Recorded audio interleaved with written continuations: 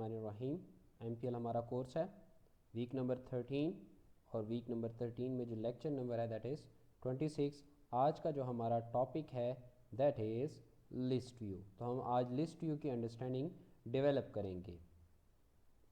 तो आउटलाइन जो हमने आज टॉपिक्स डिस्कस करने हैं उसमें सबसे पहले हम बात करेंगे कि लिस्ट व्यू है क्या। उसके बाद फिर एडाप्टर की बात करेंगे। एडाप्टर इससे पहले हम स्पिनर के जो लेक्चर था उसमें भी बड़ा डिटेल में हम डिस्कस कर चुके हैं और वहाँ पर हम लोगों ने लिस्ट व्यू का जिक्र किया था। इस तरीके से फिर हम देखेंगे कि जो एसक्यूएल लाइट में आप डेटा सेव करते हो दोबारा उसको फेच कैसे किया जा सकता है। क्योंकि जब आप डेटा सेव करेंगे तो आपने डेटा मेन जो पर्पज़ होता है वो सेव करना नहीं होता, आपको उसको फेच करके लाना पड़ता है और आपको उसके ऊपर हो सकता है कुछ प्रोसेसिंग करनी पड़े, हो सकता है कुछ की डिसीजंस लेने पड़े। तो उस पर्पज़ के लिए फिर आपको डेटा डेफिनेटली जो है दोबारा से रिट्रीव भी करना पड़ता है। तो वो हम अंडरस्टैंड करेंगे और ये तमाम के तमाम कॉन्सेप्ट्स के लिए हम फिर एक ग्राफिकल यूज़र इंटरफेस एप्लीकेशन बनाएंगे जिसके ऊपर हम इसको डिस्कस भी करेंगे इन कॉन्सेप्ट्स को और उनकी प्रैक्टिकल इंप्लीमेंटेशन को फिर हम व्यू भी करेंगे। तो नेक्स्ट लेक्चर के ऊपर मूव करने से पहले हम ज़रा देख लेते हैं कि इससे प्रीवियस लेक्चर में हम लोगों ने कौन कौन से टॉपिक्स को डिस्कस किया था। तो प्रीवियस लेक्चर में हम लोगों ने एंड्रॉयड एसक्यूएल लाइट को देखा था कि ये है क्या और किस तरीके से आप इसको यूज़ कर सकते हैं, उसकी क्या बेनिफिट्स हैं। तो हमने बात की थी ये एक रिलेशनल डेटाबेस है जो कि नॉर्मल आपके पास जो एसक्यूएल सर्वर की तरह की डेटाबेस होती है वही तमाम की तमाम फंक्शनलिटीज़ जो है वो प्रोवाइड करता है। बट चूँकि एसक्यूएल सर्वर जो है वो एक हैवी काफ़ी बड़ा सॉफ्टवेयर है, उसको नॉर्मली आपके सिस्टम्स में यूज़ किया जाता है। तो आपका जो स्मार्टफोन होता है वो आपके पास बड़ा लाइट वेट होता है, उसमें आपके पास जो रिसोर्सेज होते हैं वो कम होते हैं। तो उस वजह से फिर आपके पास कोई ऐसा डेटाबेस मैनेजमेंट सिस्टम रिक्वायर्ड होता है जो कि लाइट वेट हो, जो आपके सिस्टम के रिसोर्सेज के मुताबिक जो है वो चल सके। तो यहाँ पर फिर एसक्यूएल लाइट को यूज़ किया जाता है। तो हमने बात की थी ये एंड्रॉयड में बिल्ट इन ऑलरेडी मौजूद है, आपको इंस्टॉलेशन इसकी करने की ज़रूरत नहीं है।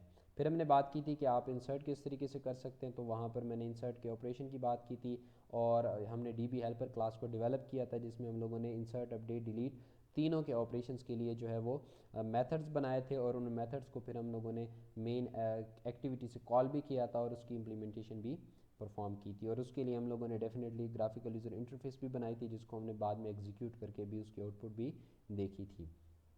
तो अगर हम लिस्ट व्यू की बात करें तो बेसिकली आपके पास जो एक लिस्ट व्यू है ये आपके पास ग्रुप करता है सेवरल आइटम्स को और डिस्प्ले किया जाता है हमेशा ये वर्टिकली आपके पास स्क्रोलेबल लिस्ट की फॉर्म में, यानी इसमें ऑटो स्क्रोलिंग होती है, आपको खुद से स्क्रोलिंग ऐड करने की ज़रूरत नहीं होती। जब भी ये डिस्प्ले होगी तो आपके पास कुछ आइटम्स होंगे, वो आइटम्स आपके पास जो है वो डिस्प्ले हो रहे होंगे इन अ लिस्ट।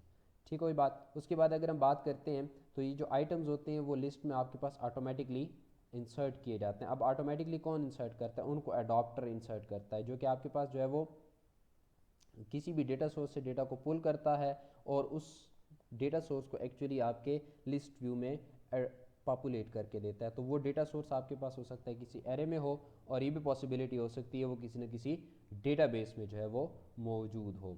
इस तरीके से जो लिस्ट व्यू है ये बहुत ज़्यादा यूज़ होता है और बड़ा कॉमन आपके पास ग्राफिकल यूज़र इंटरफेस कंपोनेंट है जो कि एंड्रॉयड में यूज़ किया जाता है।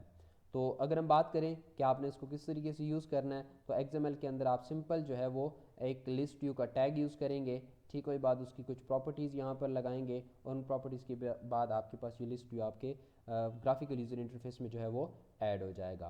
तो जो पिक्टोरियल रिप्रेजेंटेशन अगर हम अपने लिस्ट व्यू की बात करें तो आपके पास जो पिक्टोरियल रिप्रेजेंटेशन है वो कुछ इस तरीके से आपके पास जो है वो डिस्प्ले हो रही होती है। जैसे यहाँ पर आपके पास कुछ लिस्ट ऑफ आइटम्स जो है वो डिस्प्ले हो रही होती है। नॉर्मली अगर हम बात करते हैं तो हमारे पास जो सेटिंग में जाएं, जो सेटिंग की हमारे पास व्यू होता है वो लिस्ट व्यू से बना होता है। जो आपके पास कॉन्टैक्ट लिस्ट होती है, कॉन्टैक्ट लिस्ट जो है वो भी आपके पास जो है वो लिस्ट व्यू से ही बनी होती है।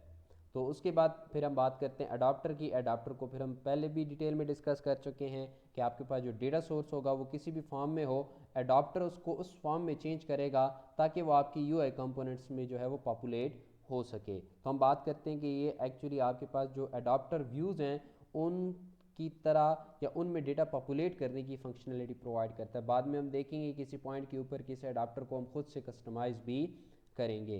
बट आप इसको कह सकते हो कि इस इज़ जस्ट लाइक मॉडल। जो हम लोगों ने मॉडल्स पढ़े थे इन जावा के कोर्स में, जब हम लोगों ने मॉडल्स की बात की थी तो वहाँ पर फिर वही कॉन्सेप्ट, वही जो वे है वो आपके पास यहाँ पे अडाप्टर का नज़र आता है। इसको हमने स्पिनर में बड़ा डिटेल में ऑलरेडी डिस्कस किया हुआ है। तो उसके बाद फिर हम ग्राफिकल यूज़र इंटरफेस की बात करेंगे। ये ग्राफिकल यूज़र इंटरफेस है जिसमें आपके पास ये कुछ नेम नज़र आ रहे हैं। तो हम लोगों ने इससे प्रीवियस लेक्चर में जो डेटा सेव किया था, आज हम उसी डेटा को जो है वो दोबारा वहाँ से फैच करके जो है वो आउटपुट पे डिस्प्ले करेंगे। तो ये डेटा डिस्प्ले होगा वो आपके पास लिस्ट व्यू में डिस्प्ले होगा। तो हम अपनी प्रीवियस एप्लीकेशन में ही चेंजेस करने लगे हैं। मैं यहाँ पे एक एक्टिविटी ऐड करने लगा हूँ। तो मैं यहाँ पे जो जावा है, जावा में जो मेरे पास पैकेज है, पैकेज के ऊपर राइट क्लिक करूँगा। राइट क्लिक करके न्यू के बाद हम एक्टिविटी के बाद हम एम्प्टी एक्टिविटी के ऊपर क्लिक करेंगे। एम्प्टी एक्टिविटी के ऊपर क्लिक किया तो यहाँ पे आपके पास एक्टिविटी नेम मैं कहता हूँ दैट इज़ डिटेल्स एक्टिविटी। तो इससे क्या होगा कि मेरे पास जावा फाइल भी ऐड हो जाएगी और आपके पास ये जो लैंग्वेज है, लैंग्वेज आप यहाँ से जावा ही रखिएगा। कॉटलिन बाय डिफ़ॉल्ट कभी कभार सेलेक्टेड होती है अगर आपने फर्स्ट टाइम एक्टिविटी ऐड कर रहे हो, तो यहाँ से आपने सिंपल इसको फिनिश कर देना है। तो जब फिनिश करेंगे तो फिनिश करने से आपके पास ये दोनों फाइल्स ऐड हो जाएंगी। एक आपके पास रिसोर्स में फ़ाइल ऐड हो जाएगी that will be activity underscore details, और यहाँ पे आपके पास डिटेल एक्टिविटी की फ़ाइल भी जो है वो ऐड हो जाएगी। तो ये थोड़ा टाइम लेगा सिंक होने में। जब ये सिंक हो जाएगा तो सिंक होने के बाद फिर हम इसका मज़ीद कोड जो है वो परफॉर्म करेंगे। तो सिंक होने के बाद मैंने ये एक्टिविटी अंडरस्कोर डिटेल का एक्सएमएल फाइल ओपन की हुई है। तो इस एक्सएमएल फाइल में मैं यहाँ पर चेंज कर देता हूँ, यहाँ पर इसको लीनियर लेआउट कर देता हूँ। तो लीनियर लेआउट साथ में मैं इसकी ओरिएंटेशन दे देता हूँ, मैं कहता हूँ ओरिएंटेशन वर्टिकल। और यहाँ पर मैं एक लिस्ट व्यू का टैग यूज़ कर रहा हूँ दैट इज़ लिस्ट व्यू। तो लिस्ट व्यू जो विड्थ है वो match parent, wrap content height होगी इसकी, और आईडी इसकी होगी एलवी डेटा। तो ये हमारे पास सिर्फ इतना ही कोड होगा जो कि आपकी एक्सएमएल फाइल में होगा। तो हम इसका डिज़ाइन अगर देख सकें तो डिज़ाइन में आपके पास ये लिस्ट व्यू के जो है वो व्यू नज़र आ रहा होगा, आइटम 1, आइटम 2, सब आइटम एंड सो ऑन। तो उसके बाद हम अपनी डीबी हेल्पर की क्लास में आ गए हैं। तो डीबी हेल्पर की क्लास में हम एक मेथड बनाएंगे that will be public array list of string, और हम कहते हैं get all employee। तो उसके बाद हम क्या करेंगे कि डेटाबेस को ओपन करेंगे। तो डेटाबेस को हमने ओपन कर ली है, टॉप के ऊपर आपकी स्टेटमेंट लिखी हुई है, तो मैं इसको कॉपी करता हूँ। तो आपके पास डेटाबेस ओपन होगी। डेटाबेस को ओपन करने के बाद अब हमें चाहिए एक एरे लिस्ट जिसमें हमारे पास डेटा होगा। तो मैं सिंपल इसी को यहाँ से क्या करने लगा हूँ, कॉपी करने लगा हूँ और यहाँ पर करूँगा पेस्ट। तो पेस्ट करने के बाद इसका जो नेम मैंने रखने लगा हूँ दैट इज़ EMP लिस्ट। तो स्पेस दे देते हैं EMP लिस्ट। तो इसको हम इनिशियलाइज़ कर देते हैं ताकि हम इसमें जो है वो डेटा स्टोर कर सकें। तो हम कहते हैं जी एरे लिस्ट। तो ये आपके पास इनिशियलाइज़ हो गया। उसके बाद हम हमने इस DB ऑब्जेक्ट के थ्रू जो है वो क्यूरी का मेथड कॉल करना है। तो हम लिखेंगे DB डॉट क्यूरी। तो हम कहते हैं क्यूरी में आपके पास सबसे पहले जो चीज़ होती है वो होती है डिस्टिंक्ट क्लास। क्या आप डिस्टिंक्ट करना चाहते हो? अगर करना चाहते हो तो ट्रू पास कीजिएगा। मैं कहता हूँ डिस्टिंक्ट नहीं करो, तो मैं यहाँ पे पास करने लगा हूँ फॉल्स। उसके बाद जो सेकंड चीज़ होती है that is the name of your table. तो हमारे पास जो टेबल का नेम था दैट वाज एम्प्लॉय। उसके बाद आपके पास कॉलम नेम, जो कॉलम नेम है वो आपके पास आएंगे in the form of array. तो मैं यहाँ पे लिखता हूँ न्यू स्ट्रिंग और यहाँ पे कॉलम का नेम। मैं कहता हूँ मेरे एक ही कॉलम फैच करके दो नेम का। उसके बाद क्या आप सिलेक्शन करना चाहते हो? सिलेक्शन का मतलब है वेयर क्लास। तो यहाँ पर अब फिलहाल सिलेक्शन नहीं कर रहे तो नल आ गया। क्या आप सिलेक्शन नहीं करना चाह रहे तो सिलेक्शन के कोई आर्गूमेंट भी नहीं होंगे, तो यहाँ पर भी नल आ गया। क्या आप ग्रुप बाय करना चाह रहे हैं? तो ग्रुप बाय भी नहीं करना, यहाँ पर भी नल आ गया। क्या आप हैविंग लगाना चाह रहे हो? तो आप साथ साथ में जो है ना ये चीज़ें करता जाएगा। तो हैविंग भी नहीं लगाना चाह रहा। जब हैविंग नहीं लगाना चाह रहे तो क्या हैविंग के बाद आपके पास जो है वो हैविंग भी नहीं आना चाह रहा। हैविंग के बाद क्या आप ऑर्डर बाय लगाना चाह रहे हो? तो ऑर्डर भी नहीं लगाना चाह रहा। उसके बाद क्या आपने लिमिट लगानी है? तो लिमिट भी नहीं लगानी। तो ये आपके पास ये जो क्यूरी है ये कंप्लीट हो जाएगी। तो मैं इसको ज़रा बेहतर वे में व्यू कर देता हूँ। इसके बाद मैं सेमीकोलन पुट करता हूँ। तो अब आप देखिएगा कि क्या आपके पास ये जो क्यूरी है ये जो है आपके पास सबसे पहले ये यहाँ पर टेबल, क्योंकि यहाँ पे लास्ट पे जो है वो लिमिट आएगा दैट इज़। तो ये आपके पास क्यूरी। सबसे पहले आपके पास डिस्टिंक्ट, तो डिस्टिंक्ट में फॉल्स। टेबल का नेम एम्प्लॉय, कितने कॉलम्स आपने फैच करने हैं तो वो यहाँ पे लिखने हैं। उसके बाद आपके पास जो है वो सिलेक्शन नहीं करनी फ़िलहाल। सिलेक्शन के भी आर्गूमेंट्स भी नहीं होंगे, फिर ग्रुप बाय भी नहीं होगा, हैविंग भी नहीं होगा, ऑर्डर बाय भी नहीं है और लिमिट भी नहीं है। इसके मल्टीपल ओवरलोड्स हैं, बट अगर आप ये ओवरलोड अपने माइंड में रख लेते हैं तो कभी भी आप नहीं भूलेंगे। ये जो आपको रिटर्न करेगा ये रिटर्न आपको करेगा कर्सर। तो कर्सर का ऑब्जेक्ट या रेफरेंस वेरिएबल बना लेते हैं। तो कर्सर को हमें इंपोर्ट करना पड़ेगा। Cursor is just like your result set in Java. जो जावा में आपके पास रिजल्ट सेट जो काम करता था वही काम आपका यहाँ पर जो है वो कर्सर परफॉर्म करता है। तो हम यहाँ पे क्या करेंगे, कर्सर को अब आपने सबसे पहले क्या करना है, cursor dot move to first. तो आपने कर्सर को फर्स्ट पे ले आना है। फिर आपने कहना है while cursor dot is after last. Is after last का मतलब है ये आखिर पे पहुंच चुका है, तो अगर ये आखिर पे नहीं पहुंचेगा तो ये रिजल्ट रिटर्न कर रहा होगा फॉल्स। तो फॉल्स का मतलब है अभी ये एंड पर नहीं पहुंचा। अब आपके पास ये मैं वाइल उतनी दफ़ा चलेगा जब तक कि एंड पे नहीं पहुंचता। जैसे ही ये एंड पे पहुंचेगा ये ट्रू रिटर्न करेगा, तो यहाँ से ट्रू आ गया, true equal to false, condition false हो जाएगी तो ये यहाँ पर आ गया। अब हम इसमें से डेटा निकाल सकते हैं। तो मैं कहता हूँ string name equal to cursor dot get string. तो यहाँ पर जो कॉलम की इंडेक्सिंग है जावा में 1 से स्टार्ट होती है, यहाँ पर कॉलम की इंडेक्सिंग 0 से स्टार्ट होती है।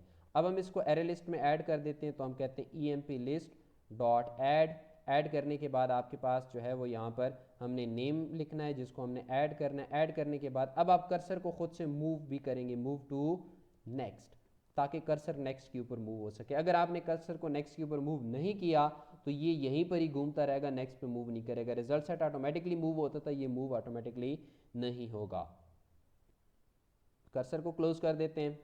तो कर्सर डॉट क्लोज, डेटाबेस को क्लोज कर देते हैं, db डॉट क्लोज। और जो रिटर्न करना है, रिटर्न हमने क्या करना है, एम्प्लॉय की लिस्ट। तो हम कहते हैं emp लिस्ट। तो ये आपके पास जो है वो मेथड होगा जो कि गेट ऑल एम्प्लॉय करेगा। अब हम इसको अपनी एक्टिविटी से कॉल करेंगे।